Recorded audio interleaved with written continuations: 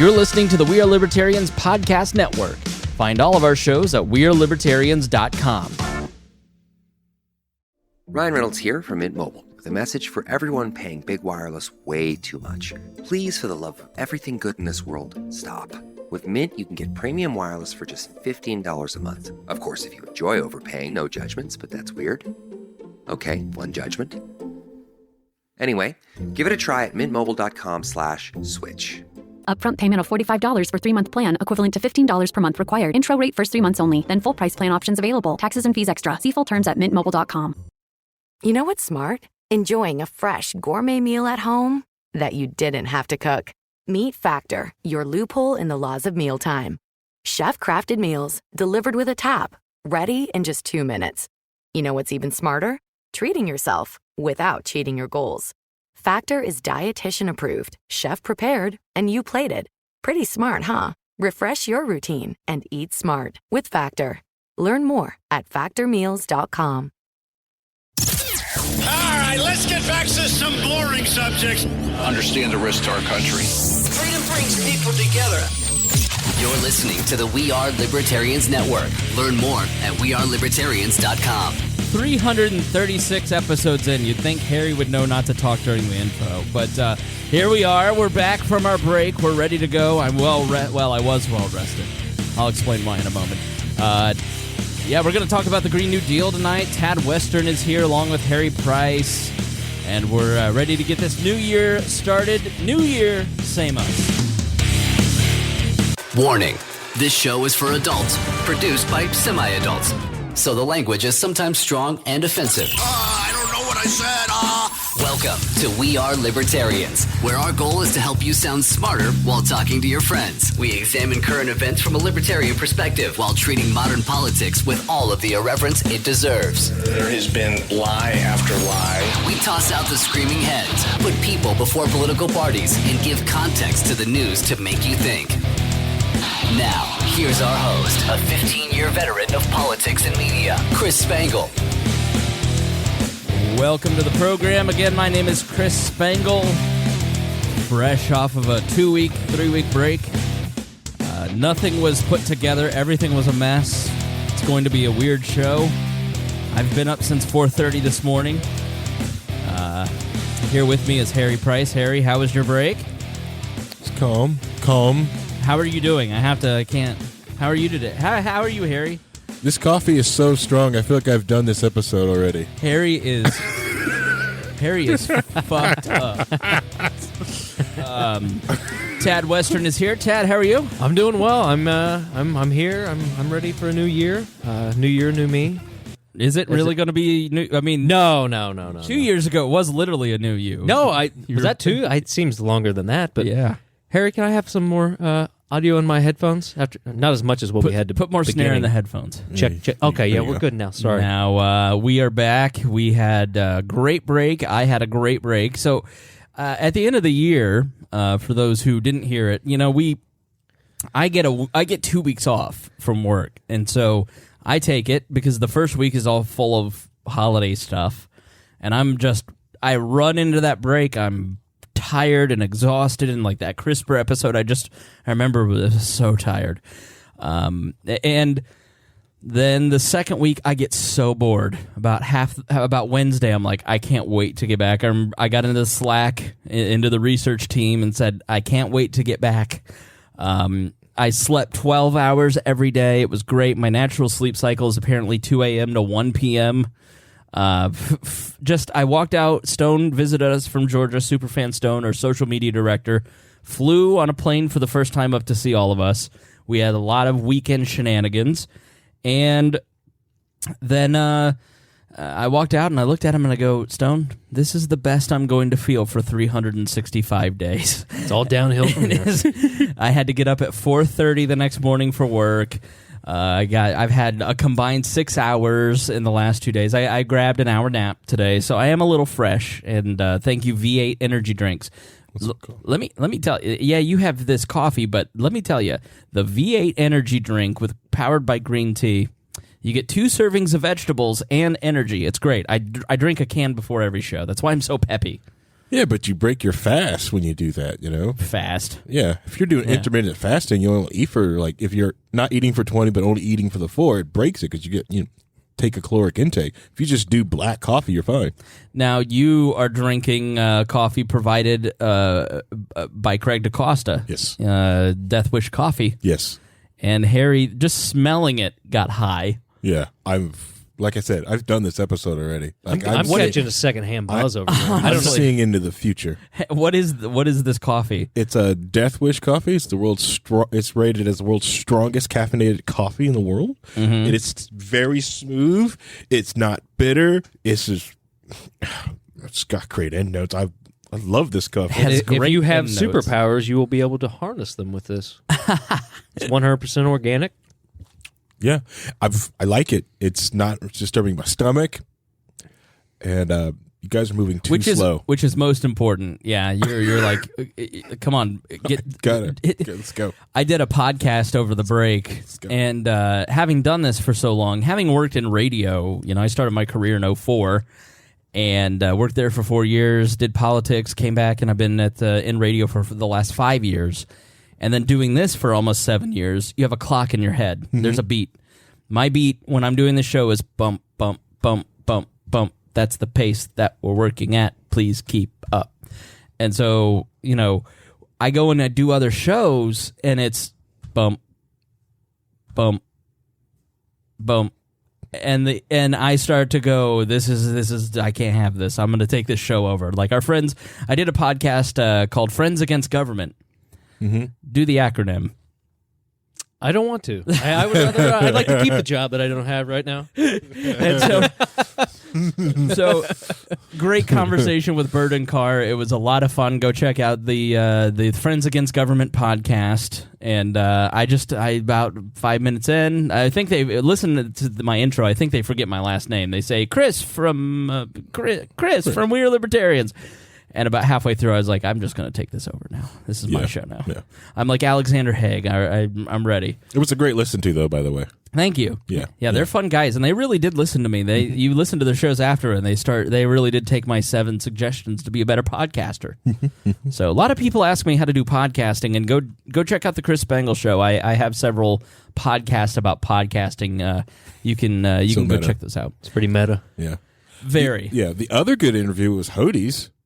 His debate. Yeah. Trisha Stewart. Yeah, sorry, the debate. Yeah, that was our amazing. Friend Trisha Stewart hosted a debate between our buddy Hodie, mm-hmm. who is our lead researcher. He runs the researcher team. We have a research team. If you're bored and you want to join us, send me or Hodie a message. And Hodie hosts daily episodes. And Hodie debated Larkin Rose over whether or not one should vote. And Hodie and I have been talking about a debate format, and he really enjoyed that and figured some stuff out, and so we're going to do more of that. Because one of the things that I've been thinking about, and we had a lot of conversations this week. We saw each other 2 or 3 times this weekend. I was reflecting on my favorite periods of the show, because we're on like the 5th generation of co-hosts, and I'm always recruiting co-hosts. I had lunch today with a person that I'd like to join. We've been gifted by Craig DaCosta, Jason Doolittle, and Anthony Velasza with ATR 2100 microphones, Audio-Technica 2100. They make fantastic microphones, USB microphones. And we've got several of those, and I'm giving those to the Daily Host to upgrade that equipment. And they did that through our Amazon wish list, and we thank those guys for making us sound good. I take pride in this show sounding really good, and I don't want the dailies to have a different level of quality. So I'm very picky, because I think if you can't hear it clearly, then you don't care. Like if you turn onto a podcast and it's just like, it's slow, it doesn't sound good, I'm not going to waste your time. You give us hours a week, and I'm going to respect that. So they sound like they're in a wind tunnel. Yes, and so thank you to those guys for helping make it possible. But I was reflecting on some of the best periods, and Tad and I had a drunken conversation at a bar. Well, you were drunk. I was completely. You were sober. Completely sober. I was gone. 3 sheets to the wind, high on breadsticks. You were. I don't know. I'd huffed too much Afrin, and I tell you what, it was between you. It was nonstop, just shooting yourself up the nose with whatever the hell that is. I want to say it's something legal. I hope so. So Stone came into town, and I decided to set up a dinner Saturday night for a bunch of the local co-hosts. Just, hey, let's get together and meet Stone and have fun. And then we went out. We took him to church, if his mom's listening. And then so Tad and I were at a bar called Kilroy's here in Indianapolis, and we were talking about tension. I think the period with Gina and Greg in 2013 was a really great period of the show because Gina was a liberal who wanted to be a libertarian and had a lot of questions. Greg was a conservative and a Republican who had a lot of questions about libertarianism. And then there was me who had been involved for a long time, and it was us. It was kind of like a conversation about all these topics from those 3 points of view. And so I really kind of want to get back to some of that creative tension. And so I'm bringing in some co-hosts who have that same perspective. Like, I don't know politics. I'm not an expert, but I'm going to be the voice of the listener, the person going, hey, wait a minute. I didn't understand that. Please stop. You got to get the banter ball bouncing. And exactly, right. Yeah. So a lot of last year was me trying to figure out my voice, doing this on my own and figuring out my voice. And I had gotten lazy with the very talented Greg Lenz, who was a very intelligent person, and I had to get my shit together, and I feel like I really did, but it got a little long-winded, and and hopefully we won't continue that tradition, but I'm not going to make any promises. I love to talk, that's why I do this. So I forget what I was talking about. So we were talking about that at period the bar, yeah. At the bar. You were wasted. There's probably I'm surprised you even remember the conversation. Sorry, I'm stuttering. I was drunk all weekend, and then I have not slept. I've had 3 hours of sleep the last 2 nights after a long rest. So I'm a mess. I'm like a toddler. I am a toddler without my routines of doing this and going to work and then exercising and like. Without that daily routine, that 16-hour grind of a day every single day, you're a lost 6 puppy, days dog. away. I couldn't sleep. I had too much energy. It was just like. Sometimes I forget you get up at 4:30. So now I've got someone to message at 4:30 in the morning. I usually get up between 5:30 and 6. So there are occasional days where I'm like, I'm gonna sleep a little longer. I'll just message you at 4:30. Make sure. Yeah, and that's fine. Call you. My do not disturb doesn't turn on until quarter of. FaceTime you at 4:30. No, and so moments of rest like that are great because it gives time for you to catch up and for us to reflect on what we're doing. I spoke to the co-hosts and posted that for our patrons. If you're a patron, you can go listen to kind of our working mission for 2019 and what we're going to focus on. And you can check that out. We certainly have a direction and a purpose, and it's a big reason why you should support us financially. We lost in a single day 4 patrons and 26 a month because of people leaving Patreon, and I certainly understand why you have an issue with Patreon, but there are many other ways to support the show, which you can find at wearelibertarians.com/support. And if you pull your financial support of this program, we have to start pulling programs, and we have a really big year that we're working on next year. So we do need your support.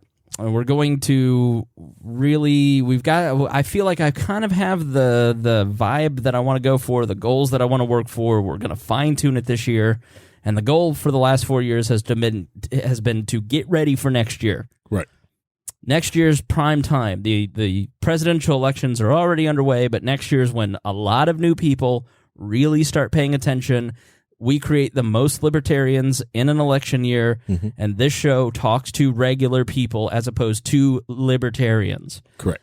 The goal of what we do is to talk to normal people and answer their questions and explain libertarianism in a way that they talk. It's like you're sitting around the table here talking with each other. We need shows that cater to libertarians, but that's not our mission. Our mission is to go out and create new libertarians. So it is incredibly important that you continue to support our work. If you sign up via PayPal or send a check or Bitcoin or whatever way you support us, then let me know and I'll make sure that you get access to the bonus content. But it is important that you, we've lost about 100 a month because of the Patreon stuff. that we talked about in that last episode. Mm-hmm. So that's a hit. That's what we pay for audio hosting. That's what we pay for probably all of our news subscriptions. So I have to start making choices if we continue to drop, and that means less availability for you, the audience. If you like listening on SoundCloud, that costs a certain amount a month. Mm-hmm. Mm-hmm. So this isn't free. This is supported by our listeners. And we do this because we want to grow the libertarian movement, and we want you to engage in it. Feel free to get involved in it.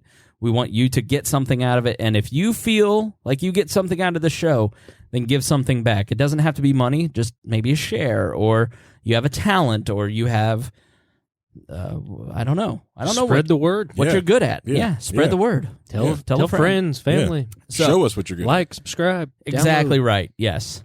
Just do it. Don't wait for my permission. Ask for my forgiveness. That's what Brian Nichols was like, can I promote We Are Libertarians on the stage at the Young Americans for Liberty conference? I was like, Brian, you don't need to ask.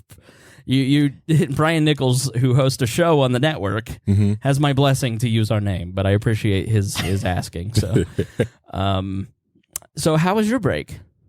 How about you, Harry? Let's see. So far, it's going good, but I have enjoyed the extra time, but I have found myself in the car ranting to myself a lot of time because I haven't had you to rant to. You don't realize how therapeutic this is until you don't do it for a couple weeks. Oh, yeah. It's true. Yeah. When I had laryngitis last year and couldn't do the show for like a solid month, I was tense. Yeah. And everyone was the a target. cats were plugging their ears. Like, shut up, old man. I couldn't make a noise. Yeah, and everything was a target. I was at work and just like anyone said anything, it was like boom. I was like, you know what? And I was just like hitting them with, just beating people up beside the head with facts and or just like gas prices. Yeah, gas prices. Just showing how much I just love the gas prices right now. As a rotary driver, with gas prices getting as low as they are. What is a rotary driver? Rotary driver is someone that drives a car powered by a rotary engine. So either the RX-7, RX-3, the Cosmo, or the RX-8. There's some other or whoever. Isn't that like a fan? No, like it's a turbine. It's a motor. It's close to a turbine, but think of it. What's the difference between your motor and my motor? Pistons. Pistons. Yeah, yours have pistons that go up and down, go boing, boing, boing, boing, boing, boing, boing, boing, right. boing. While my motor is a triangle. Okay. All right. Gotta throw up the diamond. All right. Right. And it spins inside of like a little peanut shell thing. Yep. Okay. It spins inside of a peanut, and it does that to create power in a very, very small space. So it takes high revving. Yeah, high revving. So it takes about a 1.3 liter of displacement and makes the RX-8 does about 200 plus horsepower, but with a 1.3 liter motor. You don't have a 1.3. I understood none of that. And I regret asking. And well, the other thing is it's mechanically efficient, but not efficient on fuel. So it does about 13 miles to the gallon, 8 miles to the gallon if you're really just slamming it. Okay. Christopher Thomas on the chat. Nice thing about rotary: after a few years, you get a new engine. Hey, any high compression, most high compression, high performance motors, you do that too. It's just the one thing with the benefit of the rotary motor, it's you can do it in your driveway, which most of these modern engines you really can't, or you don't have the skill to. Right. And if you treat your rotary correctly and do all your maintenance, you won't have that issue. So either you just have to know how to take care of a high performing motor. If you can't, do not apply. You realize we're talking to the guy who lost his wheels in his parking lot. Yeah, I do realize that. Yeah, the guy who lost his wheels. How long have I been telling you, Harry, that I need to change my brakes? Almost a year now. Almost I think we're 2 months out for a year. Just driving on, just pad. Do you remember the pajama party that Caitlin had that we went to, and then we went to the karaoke bar, and Aaron and Hannah were in the back, and then going, I think your rotaries, something's grinding. It's probably your brakes. Mm-hmm. I'll get to it. So you're going to need new rotors. You're going to need everything. I'm going to need the whole shebang. Yeah. You still haven't done it? Well, I've been meaning to get with him and set up a time at this place and do it myself. Yeah, go to DIY Garage on 42nd and Shadeland, and we can put it on the lift and show him how to do his own brakes. I know how to do my own brakes. I've done it before. I just don't have the space or tools or equipment. No one believes that you've done your own break. I have. I absolutely did. Yeah, no one here. You realize I was a man at one time. I have become a soft, fleshy version of a man. No one here believes that. Back in the day, I worked at hardware stores and did construction. And you were a genuine Al Borland, were you not? I was. I was Wilson, Al Borland, and Tim Allen all rolled into one. Yeah, I don't believe what that. about Norm Abram? Were you we Norm will Abram? find out if we finally get your car on the lift, because I'm just going to be quiet. I was doing woodworking in the garage. I was like that, Saturday morning on PBS, that New England. That's Norm Abram. Yeah, was that who that is? Okay. Yeah, it's Norm Abram, yeah. Bob Vila. I used to watch Bob Vila, and then they gave it to the blonde guy, and I have no care for him. No, thank you. I prefer Holmes on Holmes. I love Mike Holmes. I figured you'd be more of a Stacey David type of guy. I do like Stacey David Gears. Yeah, I do like it. Well, especially the episode you said. Did you just call him gay? And no, it's Stacey David. You don't know Stacey David? No. Come on. Heck yeah. There's one of my that's Stacey David. Yeah, old school, like a great mechanic. Does he used to build hot rods and shit and anything. Get his hands on anything and just build stuff. That's why he calls his show Gears, because if it's got gears, he's working on it. Right. All right. Let's jump into it. Sorry, that's my alarm to brush Gunther's teeth. I apologize. Aw. Yeah. She's a pistol. I heard she had a BLT sandwich. Yes, just mostly bacon though. She took the sandwich apart and then just ate the bacon out of it, and then left everything else. Well, that's the only way to eat a BLT. Right. She's like, this is just what is this stuff? So I see she's going keto. Yeah. Oh God, I hope she doesn't turn into Bittner. Oh no. Classic Wall right there. It's classic Wall. I guess I'll start that over. Classic Wall. Just did this great commercial, and I didn't hit record on it. I love when we go back to the greatest hits. Greatest hits of Wall. This is the classic Wall here. The best moment happened. It was the greatest 20 minutes of comedy in the history of comedy happened on a show, and I didn't record it. Yep. Several shows like that, actually. This is long before the days of backups and fancy equipment. And the reason that we have fancy equipment and we never screw up ever is because of our Patreon members. Exactly. So thank you for supporting us if you are a Patreon member. If you're not, $5 a month, you get the bonus content. You get the CD quality show, commercial free. You get it before anybody else.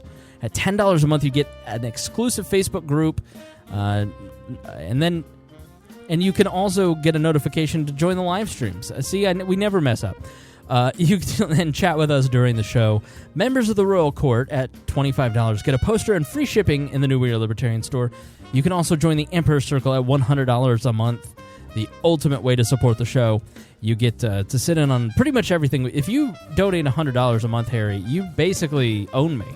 Yeah. Christy Avery, I don't know if she was the first, but I mean, she just tells people flat out, I own him when we go out to events. It's great. And I don't ever argue with Christy Avery. It's not smart, too. No, she's always right. So this is the number one way to help the show. So join now at wearelibertarians.com or patreon.com/wearelibertarians. Talk about the Green New Deal.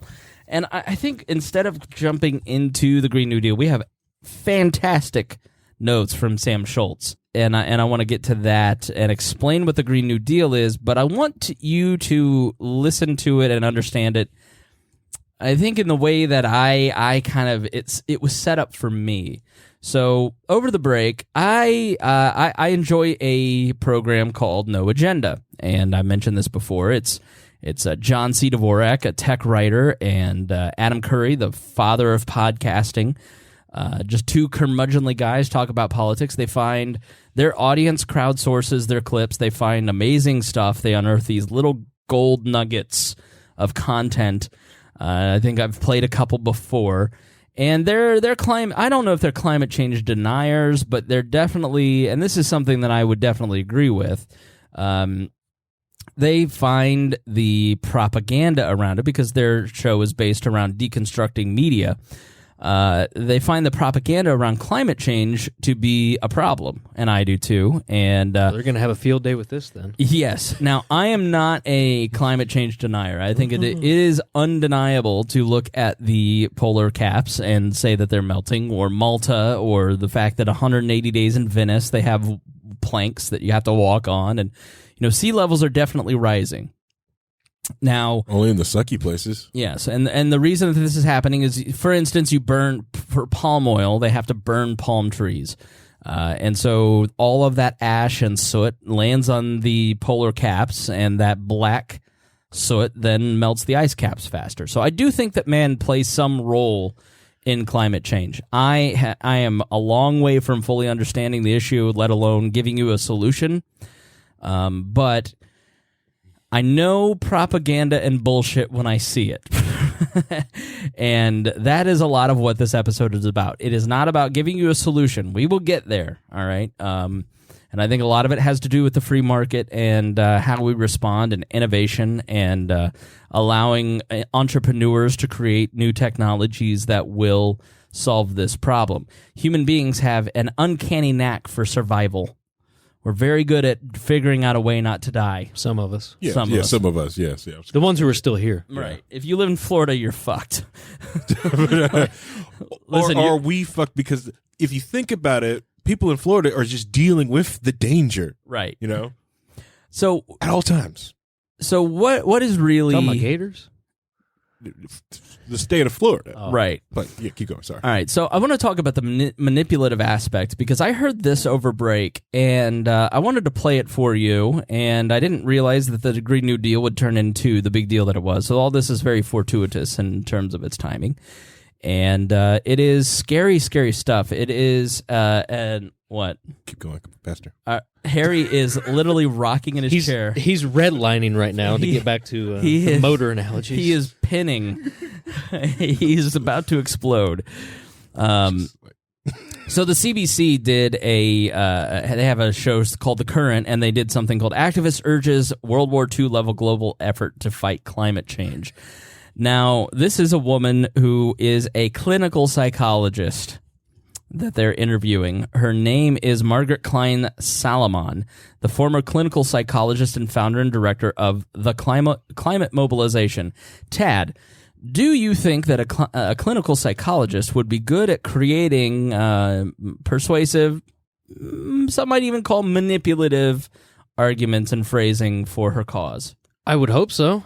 And I would expect nothing less. Right. Especially if you've started a foundation or whatever she runs. I'm not familiar with her work, but right. I'm sure I'll get a laugh out of it here in a minute. Klein Salomon, her organization calls for an immediate ban of all new fossil fuel infrastructure and a 10-year timeline for retiring the fossil fuel infrastructure that we do have. Okay. So sounds very reasonable and very close to what Alexandria Ocasio-Cortez has said she wants. So this is what she is fighting for. And again, I admit that I am stealing these clips directly from the No Agenda show. I give them all credit and thank them for doing all of the hard work. So you don't have to call me a thief, but as in radio, if you steal from me, you've stolen twice.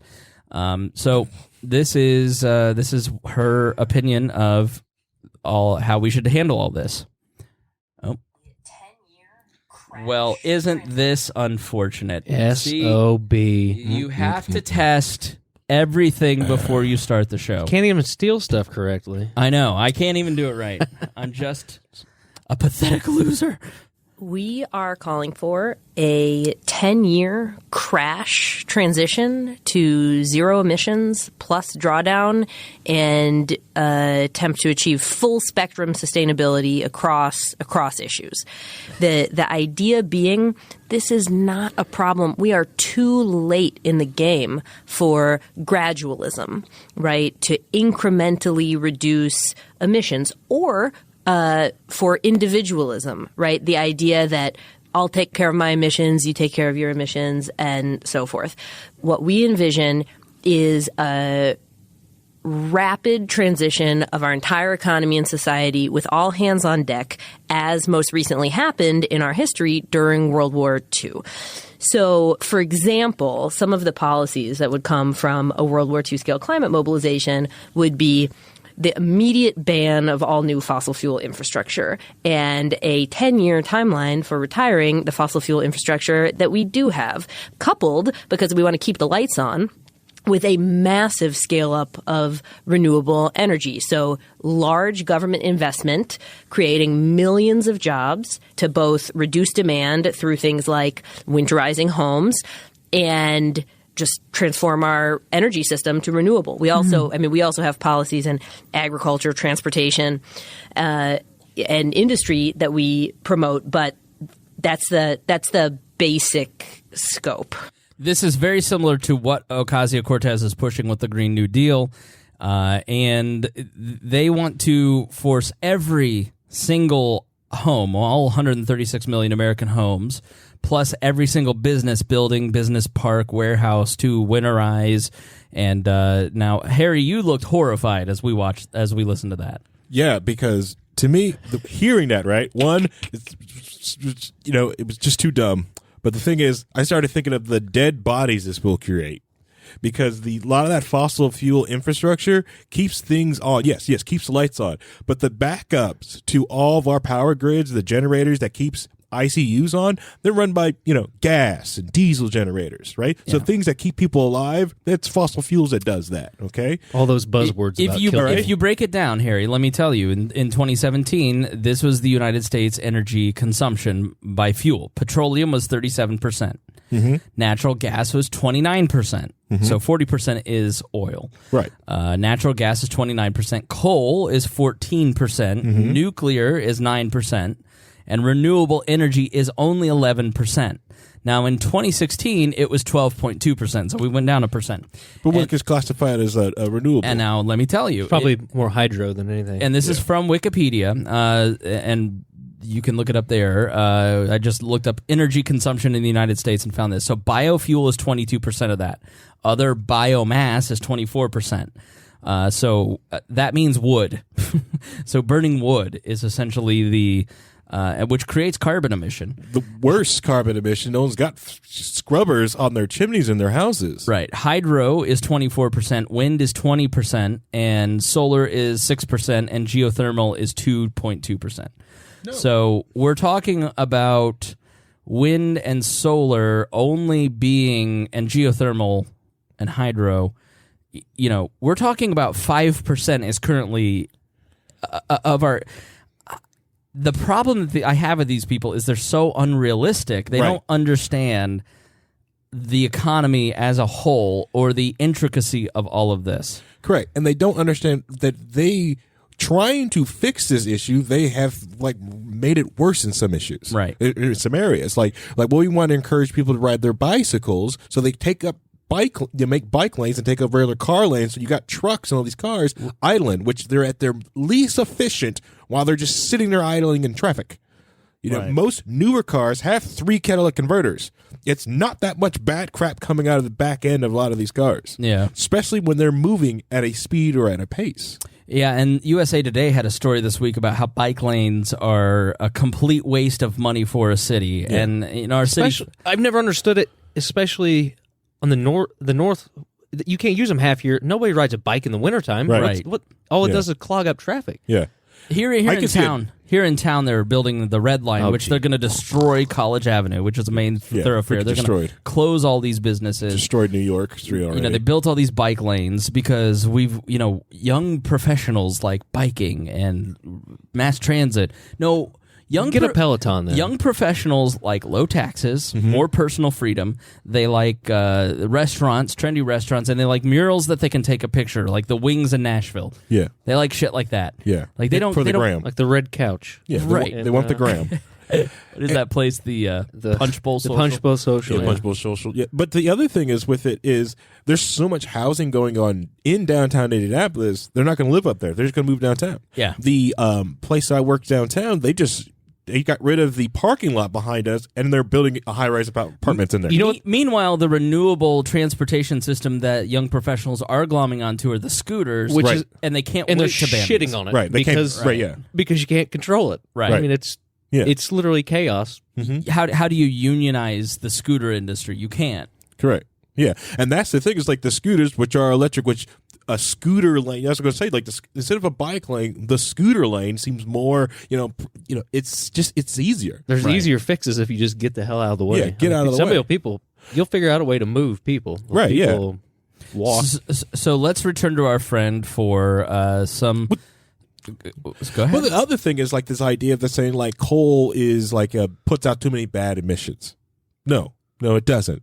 Most stuff when people look at a coal power plant, they see like the steam plume coming out. Yeah, they see steam. That's freaking water vapor being pushed. Anything white coming out of one of those is steam. Yeah. Now the ash bits, yes, that is like that's the waste emission coming out of coal. But once they bury that, they have a way to get rid of that. It's fine. It's perfectly fine. They're not destroying things from it. So let's move on to this next clip from Margaret Klein Solomon. Hope I'm pronouncing her name right. I apologize if not. We are calling for a 10-year crash transition to zero emissions plus drawdown and attempt to achieve full spectrum sustainability across issues. The idea being... Now, I'm playing the same clip again. My apologies. Yeah, I was going to...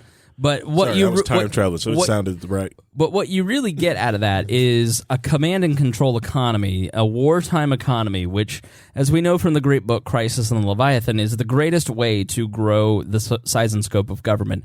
I rewatched John Adams over break on HBO, which if you've not seen, you must at least get HBO Go for a month and watch this. It's mandatory. And you see Alexander Hamilton trying to use war with the French in the first two administrations of this country to try and grow the size of the central government.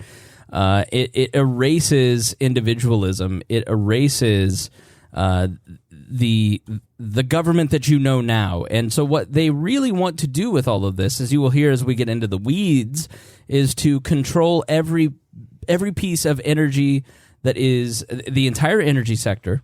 They want to control all industry. They want to control your home. They want to control the light bulbs you use. They want to control healthcare.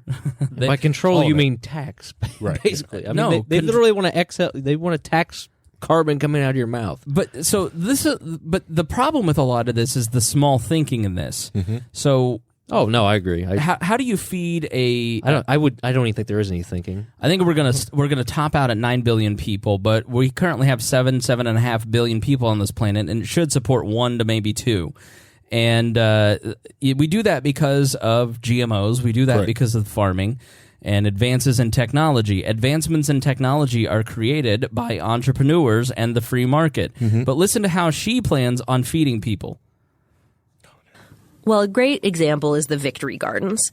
So during World War II, 40% of American vegetables were grown at home in the front and backyard by the people that ate them, right? We can farm our lawns and have community farms which increases, local food security, and also, you don't have emissions from transportation. But more generally, programs like transitioning industry, right? So the United States banned the production of... if you didn't hear, we're going to control the food supply and all that, then you might want to rewind and re-listen. You're going to grow your own hamburgers. Right. You're gonna... New consumer automobiles, because they said we need all of that automobile factory capacity. During war, we need to deal with automobiles to create our tanks and planes and machine guns, and so no more consumer car production. Period. Sorry, it's a fundamentally different mentality when you get into the mode of we face an existential threat. Everything is on the line, and so the government is going to do everything that it can. The government should spend without limit to save as much life as possible. The problem is spending without limit creates death. What is? Yeah. There's so many thoughts. I'm just trying to grasp onto one of them that to hunker down on. Like, does she believe that this is only for America, or does she not realize that we're a country of 300 million people? And right. She's talking about America, but she's really talking about the world. The global Green New Deal is global. Jill Stein ran on it. The Green Party has taken over. Germany has taken over all these different Well, good luck places. getting the actual polluters, and which China's double the output of us, China, and India's half of what we are. But they're also dirty. Brazil, Venezuela, all these countries that are just dirty. You're going to inadvertently collapse the developed world for the developing world. And it's going to be even worse. Yeah. Right. Most of the developing world is going to go right back to the Dark Ages. It's going to get worse. So what this woman is advocating is, like World War II, we need the government, because we face an existential crisis, we need the government to command and control every factory, every business, we need you to grow food at home because we need the farms to retool, and we're going to stop food production. We're going to stop production at the factories, the warehouses in which you work, all the shipping that takes place with trucks, that will come to a halt. What do you think happens when you stop the food supply? You stop the transportation industry. You stop the energy industry. When you use the government to completely end commerce in the United States of America, which is the thing that keeps the world afloat. We're going to have solar-powered airplanes. No, it's going to be... Who's going to invent that? The government? It's going to be Dark Ages. I hope you got Kanye your West. sword and horses now, okay? Right. Get your fiefdoms ready. But no, horses, they excrete things. That is a renewable resource that I have to burn to fuel my house. You will not be eating meat. I love the keyword. I'm eating meat. No, you will not be allowed to. I'm sorry. Once Lawrence starts invading other counties to get our meat supply, I'm getting meat. You're not going to have a backyard meat grow. I watched Jericho. Have you guys seen Jericho? Yes. On Netflix. I don't know what Netflix is. A nuclear bomb goes off, and Kansas is safe, and it's this little town. Is Indiana Jones in a refrigerator? Yes, and it is an absolutely amazing show. It's like the number one. Stone turned me onto it. It's like the number one. What? So you're tardy to the Jericho party, dude? I'm cannot wait for you people to leave so I can finish watching the beginning of the second season. Okay, it is fantastic, and you see okay, this is when the world has to. It leaves technology behind and has to figure out how to exist. Except Texas, the preppers win. Let's just put it that way. Right. So. And Texas. Right. So she's under the impression that every emission is bad. All right, so I don't know about you. I don't know about you, right? I'm tech. I'm not grow. I kill plants. I can barely keep... Right. The only reason I have grass is because I pay somebody to give me to make sure I have grass. Right. Okay? No. You need to stop being a productive citizen, and you need to start figuring out how to just provide for your existence. You get to use no technology because you can't power that, because we're going to only allow you to use 5% of the energy production in the United States.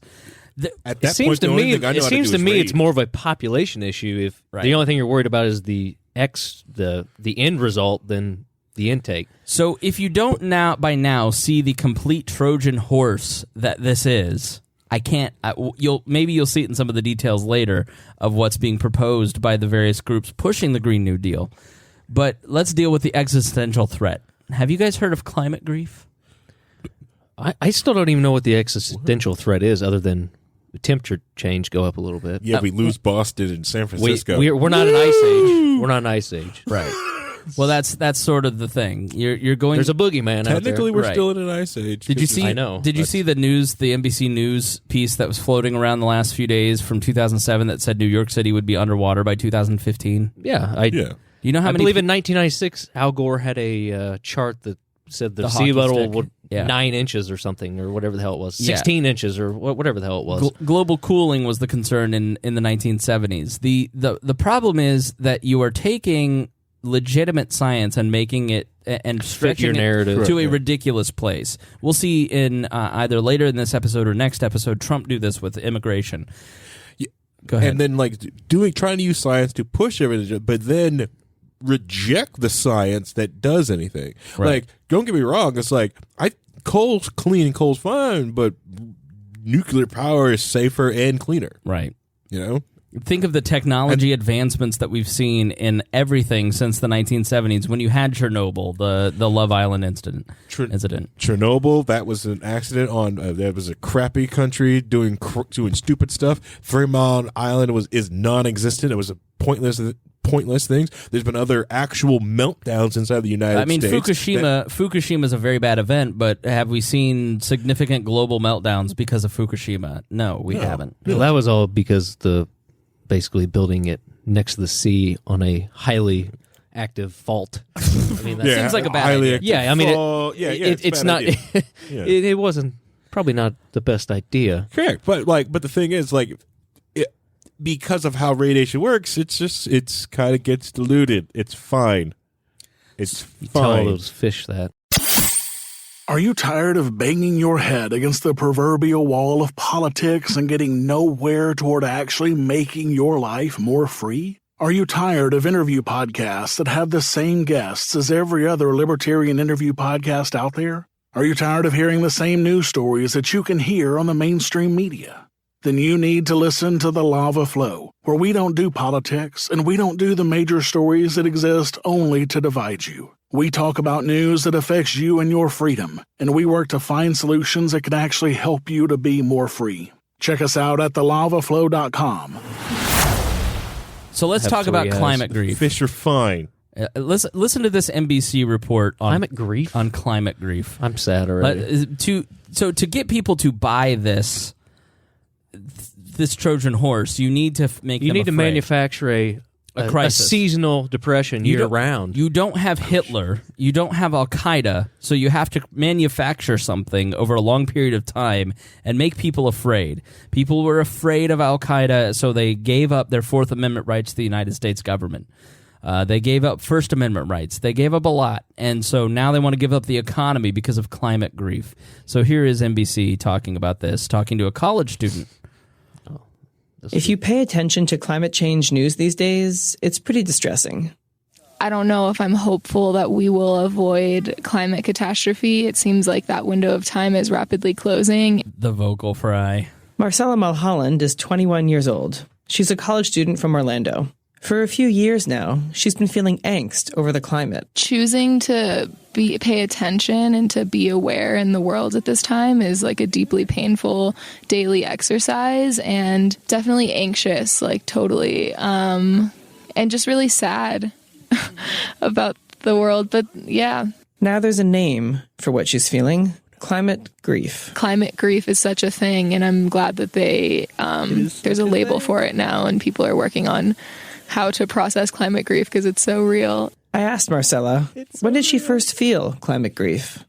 So the first time I became aware of climate change as a severe existential threat to humanity and to all of life on Earth was my freshman year of college when I took a sustainability class. And I was really sad for a while, and I was just really mad that I had lived in the world for 18 years and had never... no one ever told me that we were rapidly going towards this catastrophe. I bet she drives in a car everywhere. Everywhere. Uses a phone made of cobalt. No, I'm just talking about driving in a car as an existential threat that she'll die in a car wreck. It's much more. Yeah. I mean, if you want to be scared of something, a car wreck is what you need to be scared of. So my 5-year-old niece goes, Uncle. I said something about global warming. She goes, Uncle Tiss, what's global warming? And I go, don't worry, you're going to hear all about it when you go to school. And it's already started in kindergarten. Got to indoctrinate them early. I want to implement false memories. I want 2019 to be the moment when this audience is the change in the world that we want to see. We want to make fun of this person, right? We want to make fun of Ocasio-Cortez. We want to make fun of all of these people. But we have to respect that this girl and the people who are going through climate grief, these are sick people who have been manipulated. She's a victim of higher education. Exactly. And so we have to respect that person's feelings and understand that while it seems silly to us, this is a person that's genuinely feeling this. There may be somebody in the audience listening to my voice going, I feel that. I connect with that.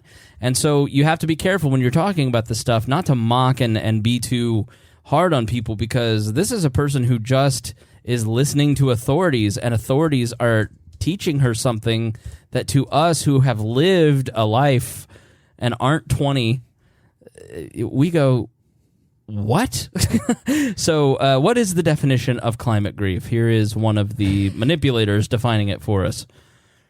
Amy Lewis Rowe and Laura Schmidt are the founders of the Good Grief Network. They held a session at the conference on how to deal with climate grief. Before the session, I asked Laura, what exactly is climate grief? Climate grief is the gut punch that you feel when you realize that your imagined future may not exist anymore. When you realize that what we've done to the planet will not make tomorrow look like yesterday. I asked Amy what she hoped people would get out of the session. Tools and community and reminders that they're not alone. So is this the climate depression session? That's Kelton, one of the 17 people who showed up at the session. Here comes Creighton. Amy and Laura set up low-to-the-ground chairs in a circle in the grass. Low to the ground. The group was surrounded by tall trees and desert mountains, sitting under the clear blue sky, not a cloud in sight. It was incredibly quiet. The only sound hold on. was a little bit of wind passing by. All right, now let me say, how many libertarians have bought into Stansbury's research or some of the stuff that Ron Paul talks about, or what's the Peter Schiff? How many people? Buy gold. Now it's not a. I, after watching Jericho, am going to become a prepper because those are the people that survive. But at the same time, how many libertarians over the last 20 years, specifically the last decade? I personally took out a bunch of credit cards in 2008 because I was positive I would never have to pay that back. The global financial system was coming to an end. I needed to buy gold. I'll just spend this money, buy a bunch of prepper stuff, because I was sure in 2008 that the world was coming to an end. Yeah, in 2012. And Mayan so calendar, man. We have to be really careful as libertarians that we're not mocking other people for stuff that we do, and that we're not accidentally participating in the fear tactics of people. Listen, I agree with Ron Paul. I agree with Peter Schiff on almost everything, and there is a bill due when you are the inflation, when you inflate all that money away, when you print money. There is a bill that comes due. But at the same time, there's a lot of paranoia in the libertarian movement about global economic issues, whereas these people are looking at global climate issues. So let's be respectful, because we do it too. So at least there's something tangible with the right. With the there's economics with the economics, right? All right. But that's our science, and they're looking at their science, right? Right. I just get very upset at people telling me about how we are destroying the environment as they live in a place that's all they do. Right. California is a desert. It should be a desert. Leave it a desert. Right. Move. Oh, I love the climate here. Get out. You're destroying the environment being there. Right. If you just moved, I don't know, spread the heck out, it'd be fine. You'd be fine. Just spread out. Just spread out. Some of y'all moved to North Carolina, Ohio. Maybe stay away from Indiana. Stay away from Indiana. So if you're dealing with climate grief, here's how to find the road to recovery. Iowa. A couple years ago, Amy and Laura started working on a 10-step program to deal with collective grief, things like mass shootings and climate change. All right, 10 steps to psychosocial resilience. They shared their steps at the Uplift session. 1, accept the problem and its severity. 2, just accept it. Acknowledge that I am part of the problem as well as the solution. Step 3, practice sitting with uncertainty. Step 4, confront my own mortality and the mortality of all. 5, feel my feelings. 6, how do you inner work. How do you feel? I don't know. Somebody just got really, really bored on that one. They're right. Like, I'm going to feel my feels. Although I will, that one in. I will say, Tad, you do a lot of avoiding of your feelings. So maybe there is some well, you have to have feelings to actually feel them. That's a good point. Yeah. 7, take breaks and rest as needed. Step 8, develop awareness of brain patterns and perception. 9, show up. 10, reinvest into problem-solving efforts. John Wooden is rolling in his grave right now. Now, let's jump back from that NBC report on climate grief, and let's play a clip from The Current, the CBC, the Canadian broadcasting piece that we were playing earlier. This is children and what they're drawing. These are kindergartners, first graders, second graders in Canadian schools. Listen to this. My name's Deborah Harford. I'm the Executive Director of the Adaptation to Climate Change team at Simon Fraser University in Vancouver.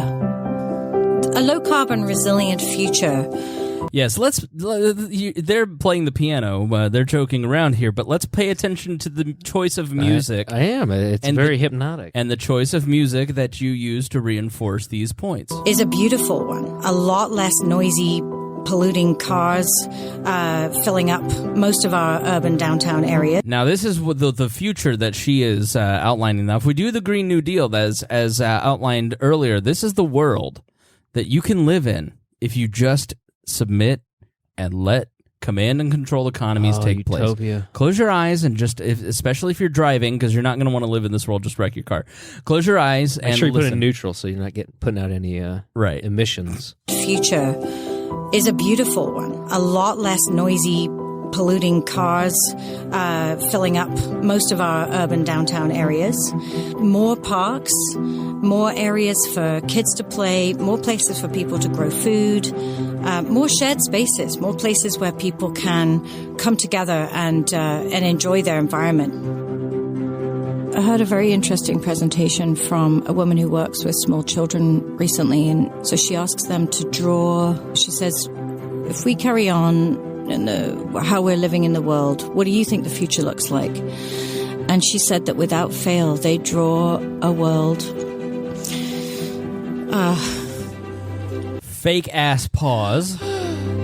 In which everything's on fire and everything is dead and everyone is sick.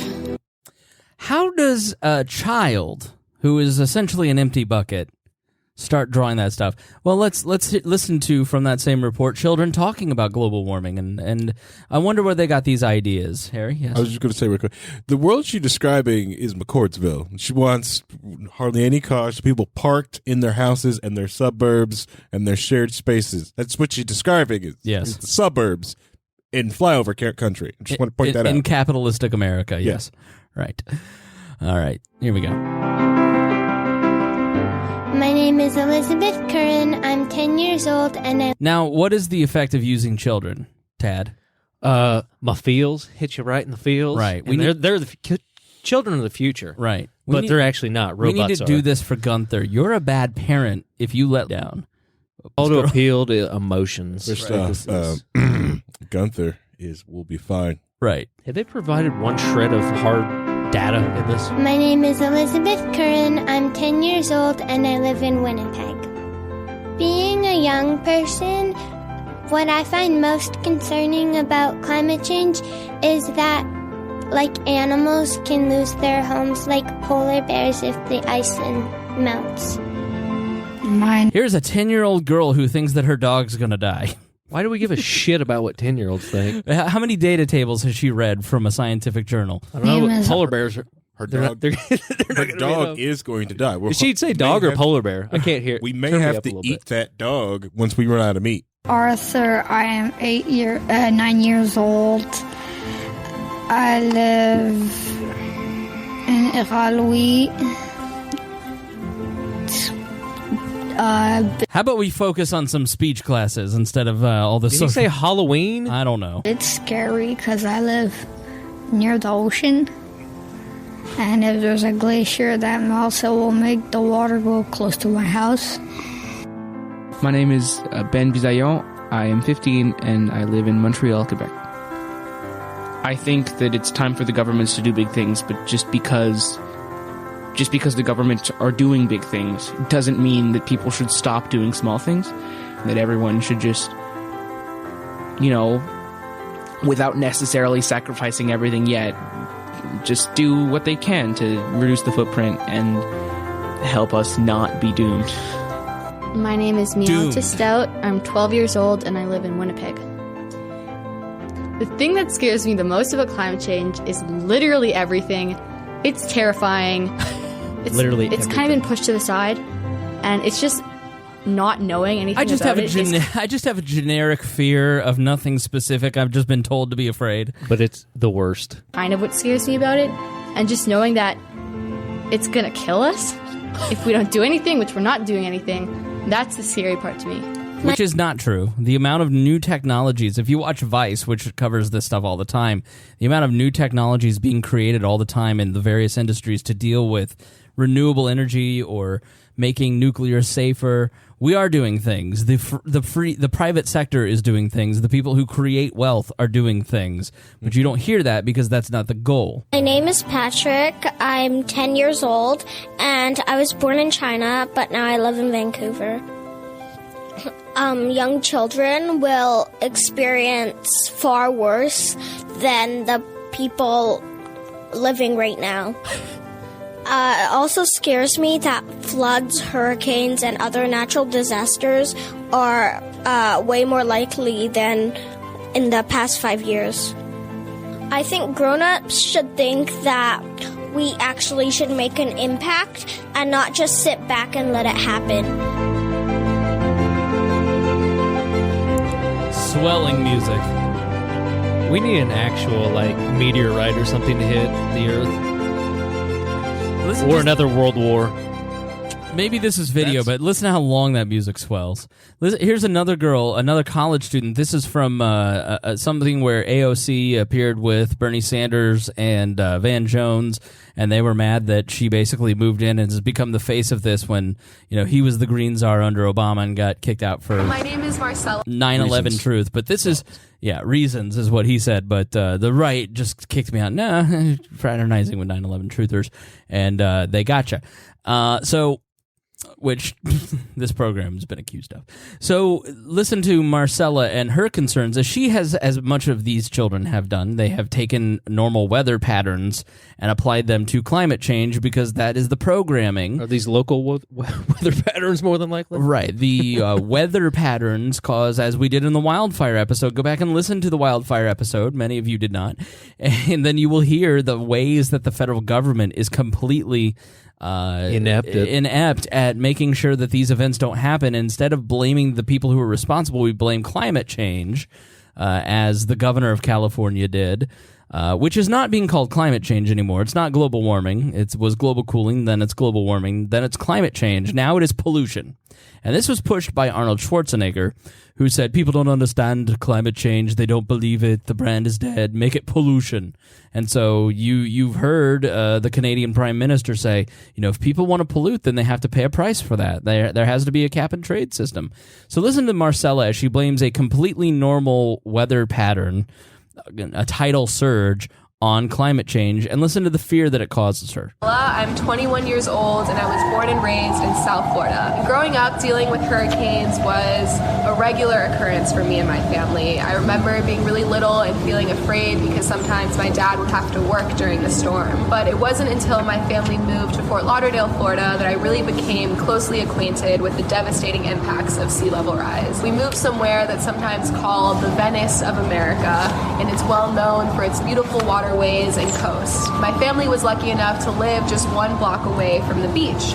But when we moved, I started to notice that every time a storm would hit, the street in front of my apartment would flood. And sometimes it would flood even when it wasn't raining. Local businesses would have to put out sandbags to stop the water from coming into the shores. My parents would have to move the cars up to higher ground for parking. And it was this weird dystopia where regular people were being forced to become experts in the ocean's tidal patterns and sea level rise. On really bad days, the entrance to my apartment building would be blocked off from flooding. At the time, I didn't know that any of this had to do with something called global climate change or sea level rise. I just knew that this was an everyday part of my family's life. Then I went to college and I learned that my personal... Let me replay that. ...family's life. Then I went to college and I learned that my personal experiences with flooding and with hurricanes were just warning signs of more drastic changes to come for Florida and for the rest of the world. Scientists predict that by the end of the century, South Florida and Fort Lauderdale could see up to 6 to 7 feet of flooding. And that would put 1 out of every 8 homes in Florida underwater. I love way more than 8 people in South Florida, and no one should have to live in fear of losing their families or their homes to rising seas. And that's why I'm fighting to stop climate change and create millions of good-paying jobs in the process. That is from Solving Our Climate Crisis Town Hall. I think that was probably CNN or MSNBC. It's pretty good. In any of that, did you hear any specifics of? Sounded to me like she was talking about the tide coming in and going out. Yeah, the tide coming in and crappy drainage. Living a block from the water, what do you expect? Right. I mean, yeah. What human beings are? Human beings are. This is the human story. We're so arrogant to think that we can control nature. It started with us thinking that we can control the natural theories of economics, that we can control the natural theories of biology, and now we're literally trying to control nature. If we just destroy everything that humanity has worked for over the last 5,000 years, then we can literally change the climate. Journals of people who lived in California 150 years ago talked about wildfires and earthquakes and flooding and devastation. These people give nothing substantial to even that they even suggest to do. They're just saying, "Oh, we're going to create high-paying green jobs." What? Right. Doing what? What?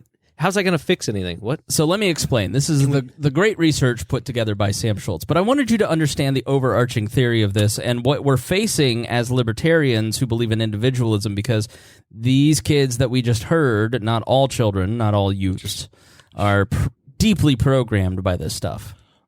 Honestly, to me, the easiest way to fix climate change is to force the developing world to be us as fast as possible. They don't get no say in the matter. Through capitalism. Which we've done a great job. We've gone from 30% world hunger to 10%. Yes. We're not doing it fast enough, okay? Right. Faster.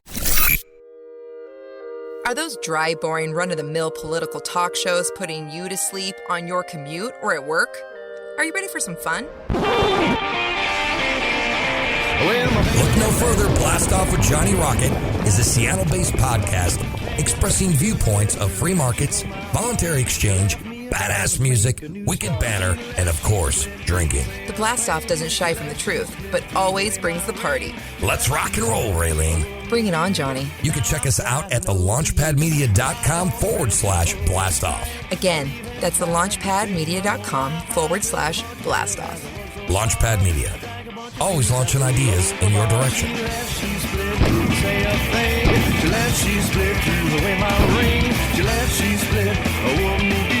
And now I'm crying over you. So let's start with a brief history of the Green New Deal. The initial effort to realize what's now stylized as a Green New Deal was proposed by George McGovern in his presidential campaign in the early 60s. He was captivated by Eisenhower's warning of the military-industrial complex in 1961, and McGovern argues that the nation's federal defense budget was akin to a New Deal program run amok. So if you think about the late 50s, early 60s, the idea of the military-industrial complex, companies like Boeing and Northrop Grumman basically existing to build a new industry of killing people, that was not something that was new. That was really promoted and pushed by the Truman administration, by the Dulles brothers at the CIA. If you really want to see that history, go watch the Untold History of the United States by Oliver Stone on Netflix. Start at the bottom because it starts with Woodrow Wilson, but it's kind of out of order in the Netflix playlist. But you'll see the development of the military-industrial complex and how it was designed. And then, Kennedy was fighting against it, and then, oops. Then came How'd that end up? Yeah. So in 1964, McGovern sponsored legislation for the creation of the National Economic Conversion Commission to transfer jobs in defense to peacetime work. He wanted to reallocate military spending to fight environmental problems and give defense workers green jobs. So this is an idea that you hear a lot. Let's stop building bombs and let's take those bombs and put people in education. And Obama floated a lot of these ideas. When you really go back and study post-World War II and the 50s and 60s and 70s, you start to see the genesis of a lot of our problems and a lot of the solutions that you hear bandied about to this day. So then came Vietnam, and obviously it's tough to argue in the middle of a war that you should cut defense and start moving people to environmental problems like the burning Pittsburgh Canal or whatever. So Johnson, he criticized McGovern's idea of a 10% cut to a $300 billion defense budget, calling the idea radical, although that's a drop in the bucket of what we spend now. So the idea of the NECC would be revived 2 decades later in the 90s as the Cold War was coming to an end, and they wanted to put people, it was a smaller private endeavor, to put them into public education. But the term Green New Deal comes about in 2007 with Thomas Friedman of the New York Times, who's an absolute bumbling moron. If you've ever actually read the things that Thomas Friedman writes, you realize he makes absolutely no sense as a person. He has, I don't know what ideology he has. It's sort of whatever's popular at the time, and then he moralizes a little bit and comes up with ideas that don't make sense. So he started calling for a Green New Deal to end fossil fuel subsidies, tax carbon dioxide emissions, and create lasting incentives for wind and solar energy. Now, Friedman's ideas made it into the mainstream the next year when Barack Obama ran. And in 2009, the United Nations followed suit and wanted a global Green New Deal to focus on government stimulus for renewable projects. A month later, then, the Democrats pushed a cap-and-trade bill through the House. Now, cap-and-trade is essentially creating an economic, like a trading system, which is the trade part. So you cap the amount of emissions a private business can emit, the amount of CO2 that you might put into the air. And if you need more CO2, then you can buy and trade for more. It's sort of like pork futures or orange futures, if you've seen Trading Places, and the Chicago Stock Exchange or the Chicago, forget what it is. Essentially, Elon Musk, I saw him on 60 Minutes, say the only way we're ever going to fight climate change is if you incentivize or disincentivize people from doing certain behaviors through economic penalty. Can we not talk about the guy who dug a hole like an idiot? His company's very boring. So the cap and trade was supposed to promise spurring $100 billion in clean energy investment and creating 1.7 million good-paying jobs, quote unquote. The bill ultimately died in the Senate. Around the same time in 2007, the British started talking about a Green New Deal. In 2009, the Tories won and the Republicans swept in the 2010 midterms, and that sort of ended it as conservatives took over at the beginning of this decade. And now, as Democrats start to resurface, this is their main issue. As they've been in the wilderness, they've been using fear, as you heard, to stoke a lot of all this. Now, what is the new Green Deal? So there is a new report out recently that you've heard a lot about from the Intergovernmental Panel on Climate Change, and it says humanity has just over a decade to get carbon emissions under control before catastrophic climate change impacts become unavoidable. Activists, which means it's going to flood in Florida. Activists concerned with this have proposed the Green New Deal, hoping it will reverse the effects of climate change. It is a retread of the famous New Deal of the 1930s. Jonah Goldberg, which I put in the show notes, wrote an absolutely fantastic history of the Green New Deal and the term, and it's in the LA Times. Slapping green in front of the New Deal is yet another sign of liberal intellectual exhaustion. But AOC says, listen, none of this is brand new. These are ideas that we've called for from the beginning. As you heard, in World War II, we had a command and control economy, and then with the New Deal, there is a great article, again in the show notes, by Robert P. Murphy. He's writing a 2-part series right now. One was posted today called The Green New Deal Debunked, and his first one was talking about how the New Deal actually hurt the economy, and he compares us to Canada, and we grew way slower than Canada or other countries. The unemployment rate was way higher because of these tactics. And so why would you take something that didn't work and want to do it again? Now, Vox, which is a site that I always look at for liberal opinion, David Roberts, in his explainer, wrote, the central theme of all contemporary Green New Deal work is that GND is not just a climate change policy. It is a vision for a new kind of economy, Harry. built around a new set of social and economic relationships. It is not merely a way to reduce emissions, but also to ameliorate or get rid of the other symptoms and dysfunctions of late capitalist economies. Oh, the old late-stage capitalism. Growing inequality and concentration of power at the top. Now, I am worried about income inequality and the disappearing middle class as well, but that is a result of the force of government growing as a result of crony capitalism and government being bought off and paid for by big business interests that are then protected by the government. That's not capitalism. That is crony capitalism. That is graft. That is theft. Correct. And a lot of people who should be moving into the middle class aren't because they make stupid choices in their 20s. Yeah, it's true. Yeah, well, we've also, we'll talk about the Frankfurt School and the dissolution of social institutions that made America successful at some other point, but it plays into this too. You know, environmentalism, feminism, the modern feminist movement, not the very real and very the ninth wave or something. Right. The idea that every person should be treated with respect and dignity and equality and justice is a very libertarian value. Yes. But the idea of intersectional and identity politics is not something that libertarians, I think, should find particularly useful. So he writes, he continues, the GND is at its heart a form of social democratic populism. Its intent is to involve the entire citizenry in the shared project of adapting to the 21st century. And so in doing, materially improve the quality of life of the poor and middle class. It is an attempt to rebalance the economy and the political system, away from a monomaniacal focus on private goods toward a more generous view of public goods and public purpose. Great words, horrible ideas that have never worked.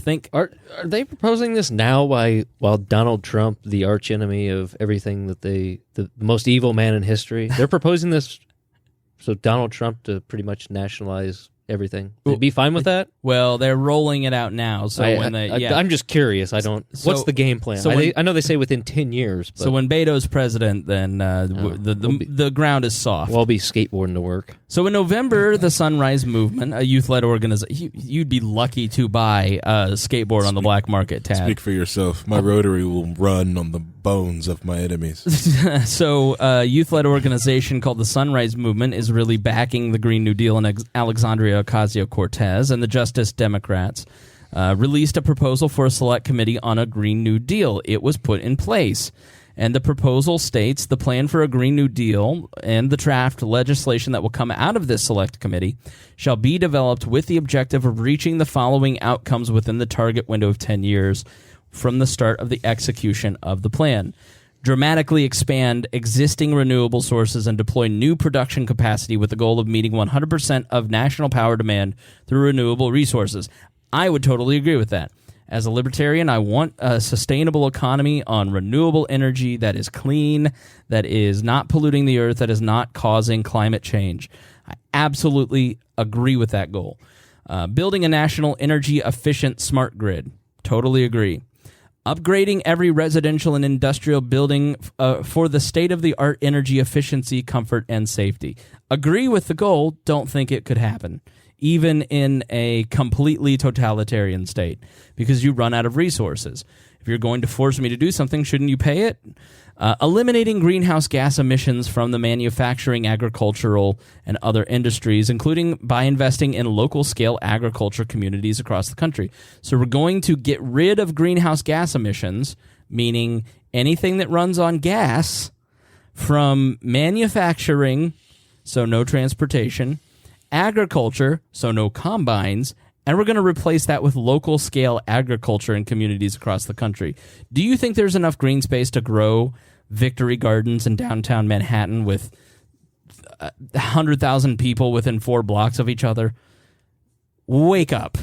Yeah. This is asinine. It's impossible. Yeah, and people with their weird diets, I just want cauliflower. That's the only thing I'm growing. Right. You're not going to take a middle-class society of people who are accustomed to going to a grocery full of lots of choices and then immediately rob them of those choices and expect that to turn out right. Even if you're going to grow enough food for just your family a year, I think you need at least almost an acre, like Right.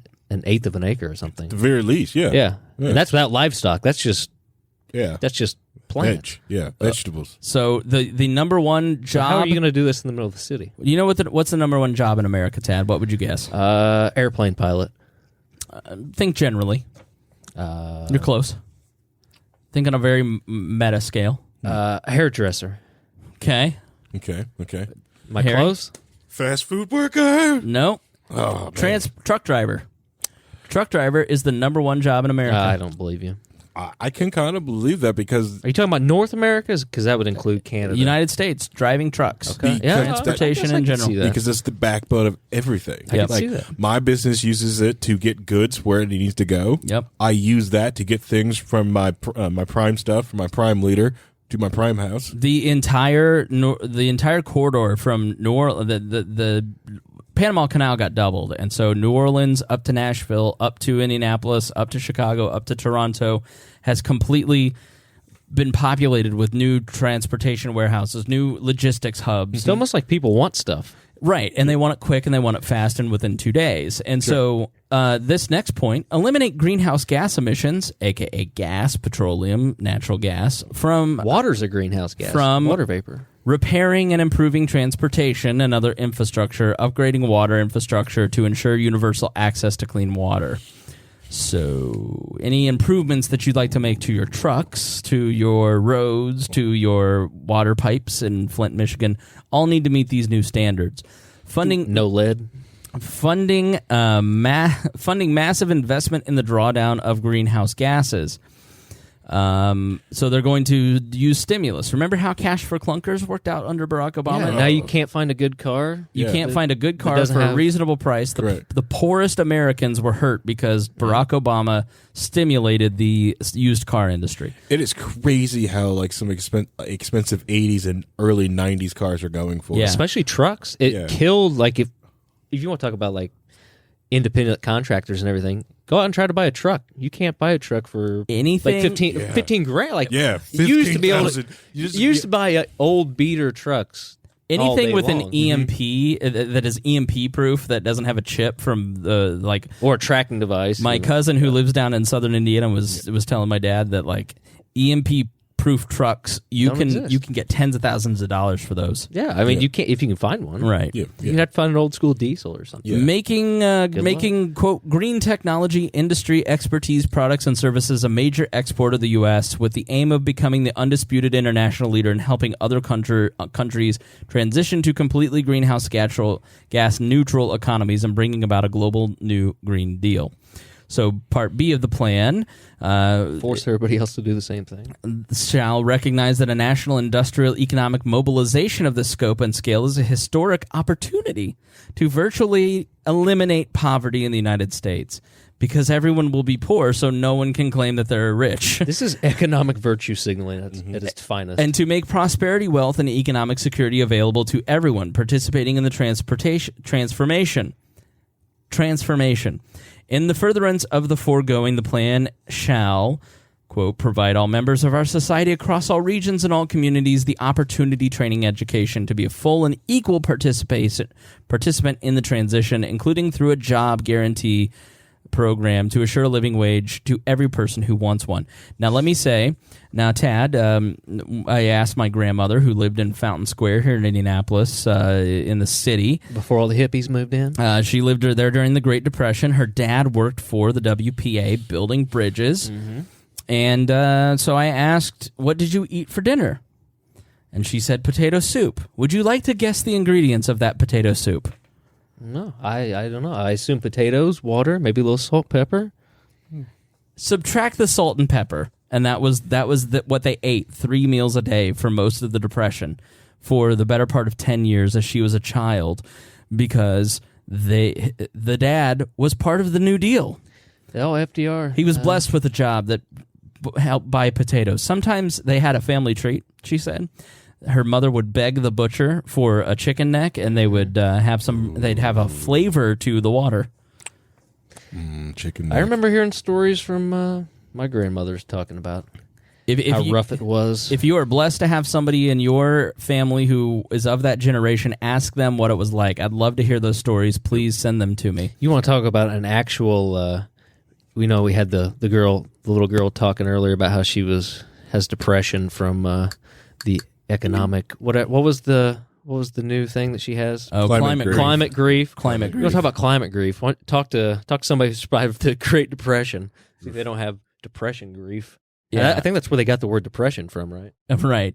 So we're gonna watch the presidential address. I'll pause it right before he starts speaking. So when he addresses it, it'll be live to us. So we'll do that at the end. We're almost done here talking about the Green New Deal. So diversify local and regional economies with a particular focus on communities where the fossil fuel industry holds significant control over the labor market to ensure workers have the necessary tools, opportunities, and someone said their family ate boiled pumpkin every day for 3 years, 3 meals a day. It's like Halloween every day. Yeah. Disgusting. Require strong enforcement of labor, workforce safety, and wage standards that recognize the rights of workers to organize and unionize free of coercion, intimidation, and harassment, and creation of meaningful quality career employment. So we're going to hand over power of the market to labor unions. Ensure a just transition for all workers, especially low-income communities. Protect and enforce sovereign rights and land rights of tribal nations. Not your home. Oh, no. The 136 million private property owners in this country who own a home, we're not going to respect your rights. If this goes through, I'm building a teepee out of solar panels just so they can stay the fuck off my land. Mitigate deeply entrenched racial, regional, and gender-based inequalities in income and wealth. So they're going to mitigate. So that sounds great. Mm-hmm. If you're white, expect the government to be fully racist against you. Harry, you're golden. Include additional measures such as basic income programs, universal health care programs, and any others select committee may deem appropriate to promote economic security, labor market flexibility, and entrepreneurism. So they're not only going to take over all of the industries of the United States and use the central bank to inflate the currency, which will make goods more expensive while they're taxing at Ocasio-Cortez says 70%. And I will say, in the show notes, Tom Woods breaks down the taxation part of this. He's much more qualified than I to do that. He had an excellent podcast on this, and he goes into great detail. Hold on here. So I'm going to pause this. Fancy looking. Yeah, so we will go to Trump. So for those of you on the live stream, you won't miss it. We'll play it here in just a moment and give some commentary. Require strong enforcement of labor. And you know, the $36 trillion that we talked about with the healthcare program with Bernie Sanders, think about how much bigger this is than just $36 trillion. But we've got to save little April in Florida from having her house flooded. Deeply involved national local labor unions. So this is just going to be like. Do you remember when Harry, talked about Elizabeth Warren's Consumer Protection Bureau? Yes. Do you remember what that turned into? It was meant to protect the consumer. And what did it actually do? Protect the businesses. It turned into a thug squad for liberal politicians to go after conservative business owners and people that they deemed.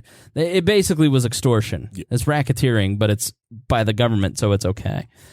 So there is apparently a loud buzz. I don't know what. Oh, that's the swarm of bees that just swarm of bees. Hopefully that helps. Loose in here. Activists are also demanding that any representative who accepts fossil fuel money can't be allowed on the committee. Kathy Castor of Florida is leading the committee. It does not have subpoena power, though. Ocasio-Cortez's proposal doesn't just call for a committee. It requires that the committee produce a plan that fully decarbonizes the economy, invests trillions of dollars, and provides a federal job guarantee while addressing and mitigating historic inequalities. So the three core principles of the G&D: decarbonization, jobs, and justice. The plan must decarbonize the economy.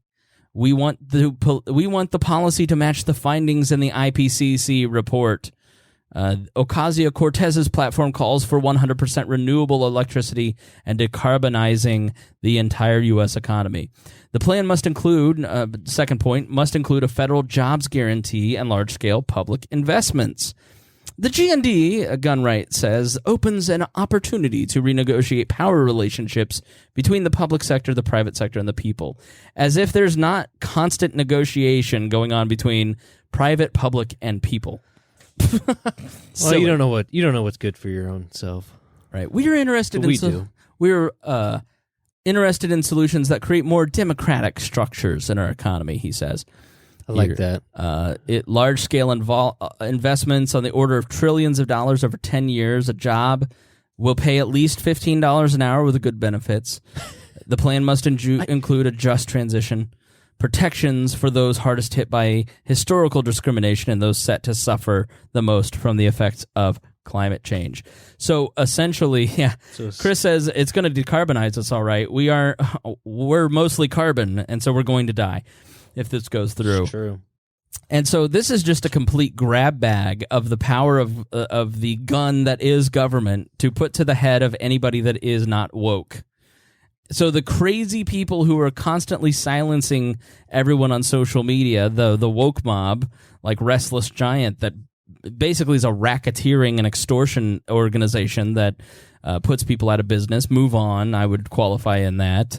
And a lot of other Soros-backed organizations. These are racketeering. This is the thuggery is what this is going to do. Which I know that's a. I'm sorry, Harry. I didn't mean the dog whistle word of thuggery. Oh, that was a white power dog whistle. I heard it. So, the data for progress.org's take, which has some crazy good memes. Oh yeah, their whole. I would highly recommend their memes. Dataforprogress.org/memes. I think it was me. I thought it was a joke website when I first got on it. Right, but you sent it to me, and it's in the show notes. Yeah, it's some of those memes are great. Like the left can't meme. That's not a meme. That's true. Right. True. It's pretty good. So check it out. They say it's going. And they're not. They don't even hide the fact that they're completely biased. Or it used to be that you'd kind of hide behind some generic name like the Southern Poverty Law Center, and then you'd kind of do shit in the shadows. Not these people anymore. They're pretty out there with letting you know that they're complete leftists, and they want to overtake pretty much every aspect of your life once you start reading the fine print. But there's no actual blueprint on how to do it. They're proposing a lot. We want to propose this, propose that, and we demand it be done in 10 years. Right. And if it doesn't, then the world's going to end. So they give what the world would look like. This is the utopian vision that they plan. It's necessary. It's urgent. It's going to bring job growth and economic opportunity, especially to historically disadvantaged groups. How? No one knows, but it will. It is popular among American voters. It's highly. But I did to look into their history, and that's what they do. They're trying to be a more of a demographic type of. I don't know. Come on. This particular group takes liberal policy and puts it into infographics. Basically. I did shitty pie graphs and stuff like that. So we're going to treat the environment justly. It's financially feasible and necessary. We're going to transform into a low carbon economy. The U.S. needs to reduce its annual greenhouse emissions by 16% to achieve our 2025 reduction target because of the Paris Agreement, 77% to reach our 2050 target, 100% clean and renewable electricity by 2035. That is defined as solar, wind, hydro, geothermal, sustainable biomass, and renewable natural gas. Do these people not realize how all these industries are built? They're built on the backbone of diesel fuel. Right. I mean, literally, in trucking. I mean, you realize how many solar panels and how many windmills you'd have to have? Zero net emissions from energy by 2050. It's how do you get it to there without the diesel truck or the diesel train? Right. I guess just hire a bunch of Amish people to raise your giant windmills. I don't... just don't know. It's like with steam engine. But then the thing about it is, nothing. The wind only blows every once in a while, and there's no way to store the energy. Right. All right, so the full U.S. economy must run on a mix of energy that is either zero emission or 100% carbon capture, 100% net zero building energy standards by 2030. That's 10 years from now. Zero emissions from vehicles, 100% fossil fuel transportation by 2050. This includes aviation, heavy-duty vehicles, and rail. Yeah, they don't want any gas-powered aviation. Get ready to screech. Clean air and water need to be a right. National clean air attainment. Cut methane leakage. National lead pipe replacement. Guarantee access to affordable drinking water. Protect 2 million new miles of waterways. We're going to restore the American landscape. We're going to reforest. That one's key. I don't know if you glazed over that, but the you understand what they're doing with that, right? What? Expanding the waterways. Because anything that water touches, the federal government technically owns. Oh. So that's basically a land grab, is what that is. Interesting. They kind of like just skip over that, but that's what that's for. Reforest. Restore 5 million acres of wetlands. Reforest 40 million acres of public and private land. Now we're going to do that by having absolutely no homes built. Everything's going to decay. I don't mind planting trees. I don't think that's a bad idea.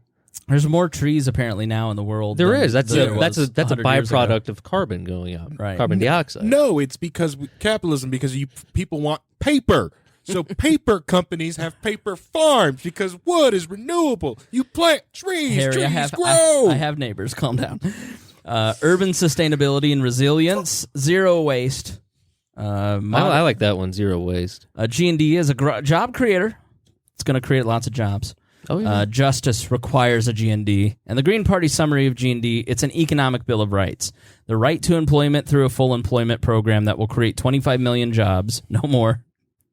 It doesn't say how many we're going to lose. Workers' rights include a right to a living wage, to a safe workplace, fair trades, and unions. So the Green Party wants to take care of your housing. The right to quality health care through a single-payer Medicare for all system, because that will save the environment. The right to a tuition-free, quality, federally funded, local-controlled public education system from preschool through college, also helping the environment. And the right to decent, affordable health care, housing, including an immediate halt to all foreclosures and evictions. You will no longer be allowed to evict someone from their property. Banking will completely collapse because people will stop paying their mortgages. Because if you can't convict me, I'm not going to pay you. So here's why we need to be concerned about this. I would say it's a rather ambitious deal. So I want you to go back and I want you to research the Socialist Party platform. Look up the name Eugene Debs. Eugene V. Debs. And he was from Terre Haute, actually. Mm-hmm. Yep. And he was the Socialist Party read the party platform of 1908 and 1912. And you see in their referendums, which is California ended up getting referendums. You see direct election of senators by the populace instead of by the general assemblies, the deleveraging of socialism. You see you just see a radical vision of America that comes about by Barack Obama. 100 years later, after progressives got a hold of the education system, they were able to implement all of these plans. And so if we don't want to live in a world like this, then we need to articulate a better vision of tomorrow, because this is really scary stuff. This is North Korea. This is absolutely a completely controlled economy. Anybody who tries to live outside of this system will immediately be persuaded. Sent to the camps. Right. Persuaded, Harry. Let's use persuaded. It's justice, right? This is insane. But you're going to die anyway within 10 years if we don't do this. Right. But we cannot wave our hands, dismiss this as just this is insane. We have to actually articulate why this is a problem. I feel that we've done that. We've explained that and tried not to be too dismissive, given you lots of counter arguments as well as all the facts that you need in the show notes. But you need to understand this stuff, and you need to argue against it in a way that is respectful to your opponents, because this is the next 100 years. And you heard it in those children. This is going to be their platform for the next. Yeah. And every election from here on out. Right. And those kids are never, maybe at some point they'll wake up and go, wait a minute, we were told by 2000 and 50 the world was going to end, and it's still here, and we've eradicated world hunger through capitalistic policies, but we need to be aware of this stuff and really argue against it. Yeah. You're right. You're absolutely right, because it's easy to get upset at it, just look at it on his face to understand, like, this is illogical, this doesn't make any sense in its current, but it grasps at those people's emotional ties that they've been taught or indoctrinated in their schools, like, if we don't do this, this will happen, this is what happened, with nothing backing or proving with it. Right. Just showing someone that this is what's happening. Like, I think the argument on its face is ridiculous without having nuclear power on the table. As a renewable energy source, that is something. The problem when people say that, Harry, is they make the mistake that they think that they're actually trying to cure the problems with the environment. They don't believe this shit. They're not actually. They don't actually. I don't believe that Al Gore really believes more than I believe. Like, it's going to be a problem for the Maldives. We're going to have flooding in Boston. Venice may be in trouble. But, like, he takes it and he blows it into a global catastrophe. Millions will die because he's trying to gain political power for himself. It's no different than in Jericho. The conspiracy behind everything that you eventually find out, like, oh, man. Like, well, just watch it. I'm not going to spoil, but, like, people have a great desire for power. This is an immense amount of power. Even if you're power, even if you're governing over mounds of dirt and dead bodies, as long as you're in charge, you don't care.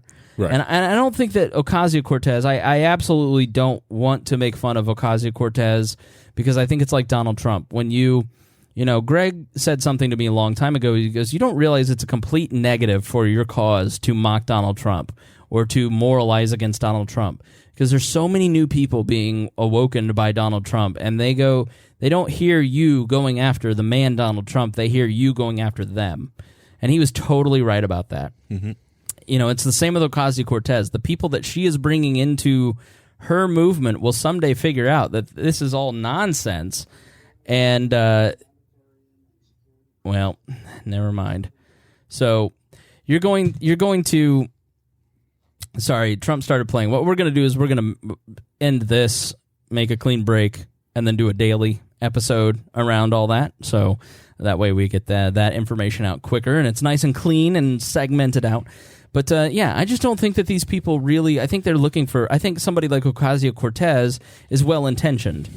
I think she genuinely believes this stuff. Mm-hmm. I don't think she realizes that she's being completely manipulated. Like, these kids are completely being brainwashed.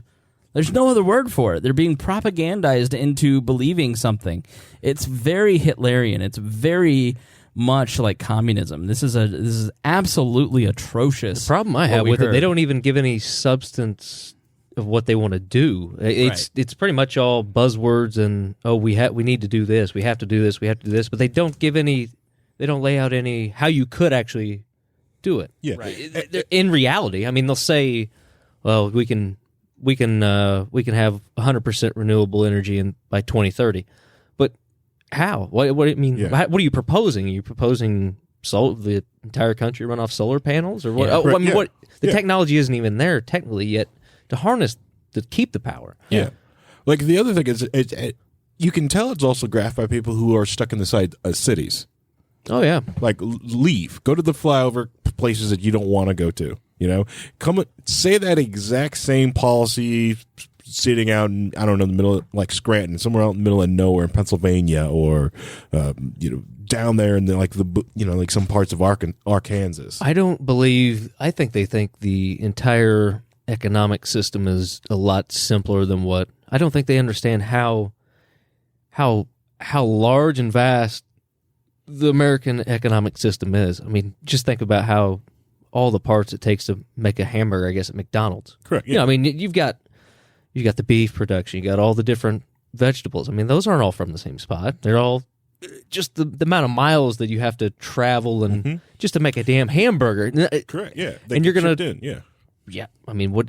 And then you go to the store, the store being built. I mean, the power coming in for everything. I mean, there's so much power just to say that, we're going to run all this off renewable energy. And we're going to do it in 10 years? Good luck. How are you going to plan this? I mean, it's such a vast thing to try to say, hey, we're going to do this. Right. I can't even fathom that yet. Now, like, the thing is, you could say, like, okay, if the idea was to switch to nuclear power, it's like, okay, I'm on board with that because that does it. You know, that does provide enough power, enough power. Yeah. You know? But there's also multiple tiers of what the power is. You know, I mean, you have your power that's powering lights. Mm-hmm. Then the power, your car is different than correct. that. Yeah. You know, I mean, there's natural gas. You can't get past cars. Yeah. Right now, it is what we have. It's the safest fuel that we can put in a vehicle. And when you have an economy built on the backbone of trucking, I mean, and transportation and the movement of people. I mean, it's crazy. But you're going against people who believe in thorium cars and solar freaking roadways. You know? And I say, show me. I'm on board. Show me if you show me something that works. Yeah. But it's cost effective. You can't roadways. It's time to shake up your podcast feed, folks, by subscribing to Lions of Liberty, the only libertarian variety show out there. Spend Mondays with me, Mark Claire, as I feature in-depth interviews with great names in the libertarian community and fun roundtable discussions. Electric Liberty Land with me, Brian McWilliams, every Wednesday, your weekly dose of comedy, culture, and liberty. And Felony Fridays with me, John Odermatt, where I expose injustice in the broken criminal justice system. Find us on iTunes, Stitcher, and at lionsofliberty.com. I want to end this. It's the 60th anniversary of iPencil by Leonard Reed, and it is a very simple. That's kind of what I was talking about with the hamburger. Yeah, it's kind of a guy. For instance, a guy tried to make a club sandwich, and it took him like 8 years to grow all the food to make a single club sandwich. Yeah. We should be green like France. How many nuclear power plants does France have? Just be quiet. France is run on nuclear power, but they're so green. So, iPencil. Just listen to this. We're celebrating 60 years of this great treaty of capitalism and the spontaneous order that develops out of the free market. This is Milton Friedman presenting iPencil.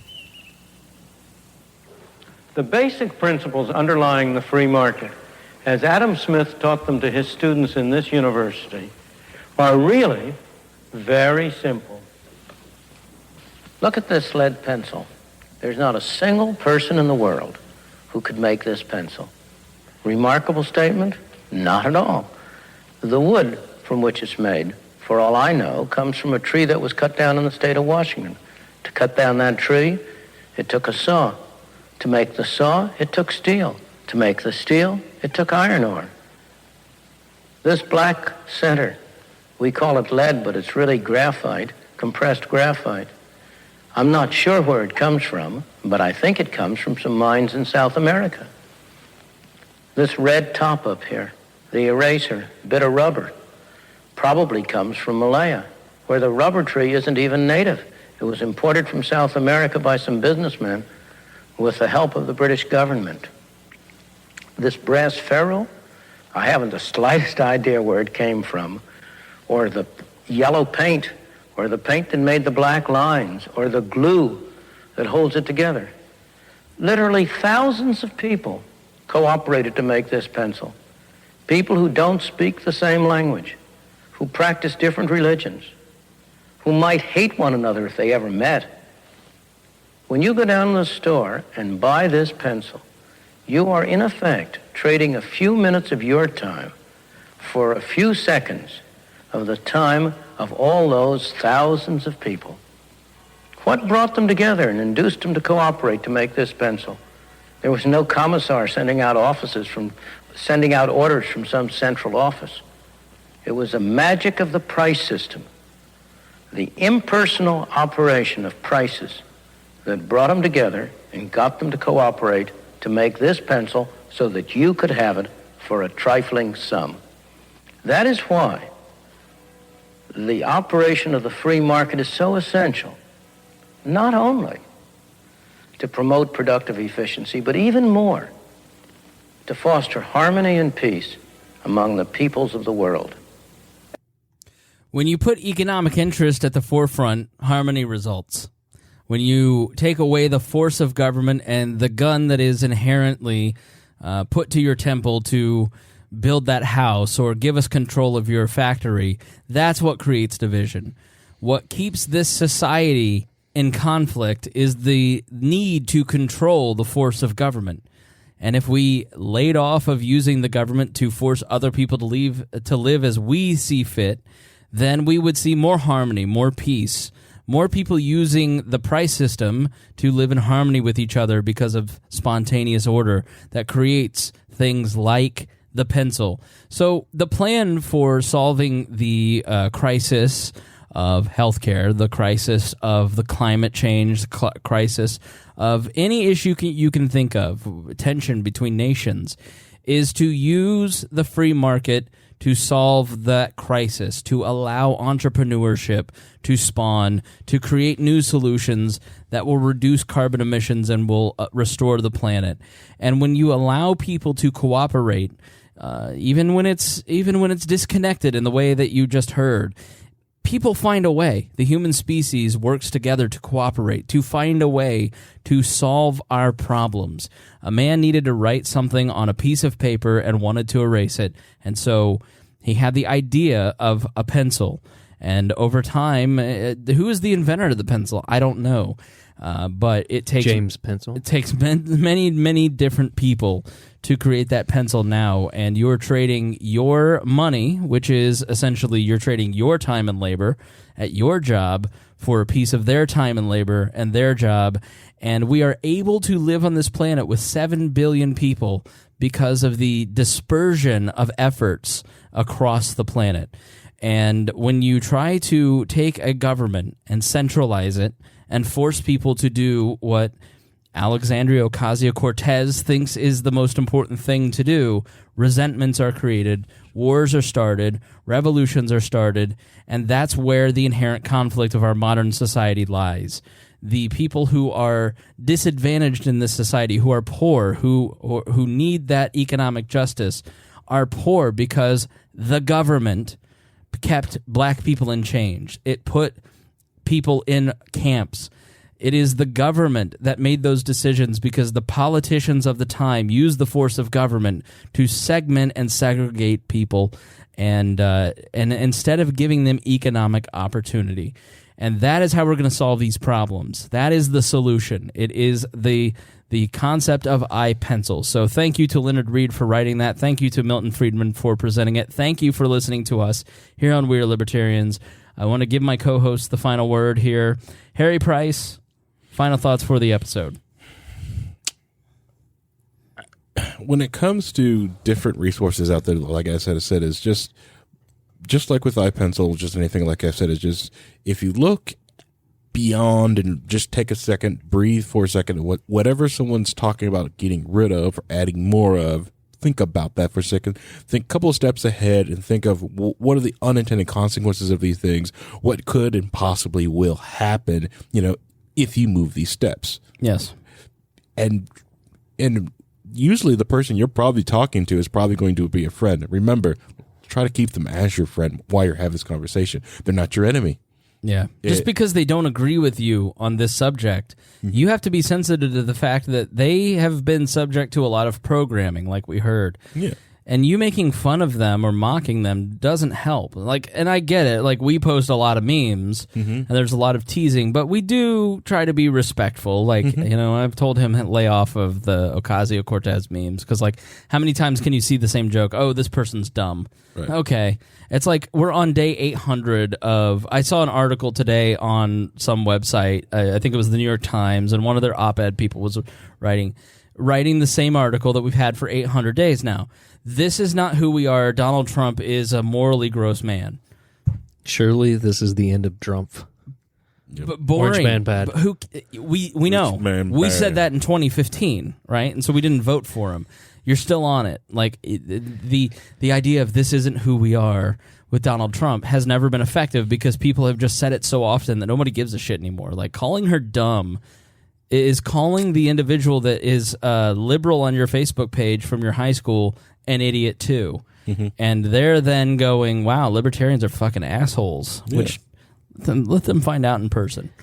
Right. It's the exact same thing when they, call your candidate dumb. Yeah. You're just going to turn them off. Because even when you're having an argument or something like that, or talking with your friend. Think about how it makes you feel when people make the Aleppo joke. Correct, or when you see James Weeks naked on stage. Okay, get the fuck over it. I'm just ashamed. I think I saw him in Wendy's bathroom earlier naked. Oh, we didn't get to that story. Oh. Also, the thing is you have to understand is when you also talk with people is that when you're having this, discussion with someone, sometimes you also could be wrong. So also be open up to take in new information that you're getting from somebody. Yeah. That too. Yeah. Dad? I just try to stay away from all the emotional appeals and the grips for the feels, I guess, that they try to push when it comes to the climate issue. We're all going to be dead. It's all appeals to emotion, and I try to keep anything. I try to keep what I think to the hard evidence. I mean, if you want to show a graph or whatever of the ice cores, that's fine. Let's talk about that. But you're proposing, or what they're proposing is pretty much government take control of everything, or to tax. We don't agree. To tax you into oblivion. Well, the problem, and I don't think that solves anything. The problem with politics today is that if you don't agree on the solution, then you can't agree you can't agree on the problem, and you can't have a conversation about anything because the other person's stupid. And the liberal side of things, the left side, is much worse at this. That if you don't agree with me, you're not just an idiot, you're also morally wrong. Mm-hmm. Yes, you're an immoral person. That's and the appeal to the emotion. If you think that you're going to win the hearts and minds of the American people by calling them stupid and immoral, you're just not going to. And that's where they don't realize that they're building in Generation Z, the largest generation on Earth already, of counterculture of conservative-leaning people who are tired of the nonsense, and so they're a little nihilist. Damn vaccines. Yep, that's what happens. All right, thanks for listening. Thanks to Craig DaCosta, the Libertarian Coalition, Christy Avery, and Jason Doolittle for being our $100 a month Patreon subscribers. Anybody who donates to the show, we thank you very much. You keep the lights on, you keep this running, and without the monetary donations, this thing ceases to exist. I am basing your participation, promotion, and donations to the We Are Libertarians network on your willingness to have us in your home. If you're not going to participate, then I'm not going to do it because there's no point in me yelling at myself. So, especially when you're underwater. That's exactly right. Years. When you're drowning here in Indianapolis, Indiana. All right, thanks, guys. We're going to do if you're listening in the feed, then it's already up there. We're going to do a little Trumpy and his wall, and then we'll post that in the feed tonight, and then you'll listen to this tomorrow. Unless you're a patron, then you can listen to it live. You can listen live, and you get it that night. So I literally get up from this chair, walk over to my other chair, and edit and post. So, all right, thanks for listening to We Are Libertarians. We love your participation. So please, editor at We Are Libertarians, send me an email if you want to talk, or join the Discord, join the Facebook group, join whatever. We're out there. Go to our website, weirderlibertarians.com, and you can find all the ways you can connect to us. Join our book club on the fourth Sunday of every month. We're now going to have a Zoom conversation about a book. January's book is Them by Ben Sass. So if you want to participate in the book club discussion, then check that out at weirderlibertarians.com. We're using Goodreads. And please subscribe to the YouTube. We're trying to get to 100. We're almost there, and then we can start monetizing, or at least have our monetization turn off on individual videos. But please go help us hit 1,000 subscribers on the YouTube. Join all your accounts, all your 50 accounts, and hit subscribe. So, and I get to wear my penguin onesie when we hit 1,000. You're gonna wear your penguin onesie? Yeah, if we hit 1,000. All right. So we need maybe next Tuesday if you make it happen. So please hit subscribe. All right, we'll see you in a couple days.